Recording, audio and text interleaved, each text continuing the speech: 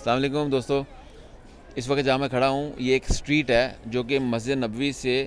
مسجد قباء کو ملاتی ہے، اور یہ آپ پیچھے دیکھیں گے تو ایسے جیسے واک نہیں ہوتی، واک بنائی ہوئی ہے، اور اس کے ارد گرد ریسٹورنٹس بھی ہیں، اور یہاں پہ وہ چلتی ہیں ٹرالیز یا کارٹس چلتی ہیں جہاں پہ لوگ آتے جاتے ہیں۔ پورا آپ دیکھیں، سارے چاری طرف سے دیکھیں،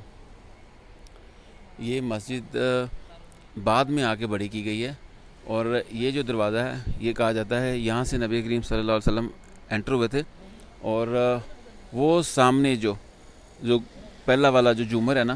اس کے نیچے انہوں نے نماز پڑھی تھی،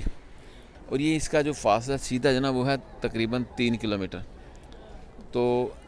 مسجد قباء جو ہے یہ دنیا کی یا اسلام کی پہلی مسجد ہے جو نبی کریم صلی اللہ علیہ وسلم نے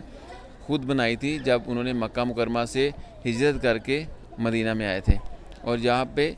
مسجد نبوی جو کہ مین شہر تھا، اور یہ قباء کا مقام تھا۔ قباء کے مقام پر جب انہوں نے اپنا ٹھہراؤ کیا، ٹھہرے وہاں پہ انہوں نے یہ مسجد بنائی۔ تو یہ جو مسجد کی اس وقت جو حالت ہے یہ اس وقت کی نہیں ہے، یہ بعد میں بنائی گئی،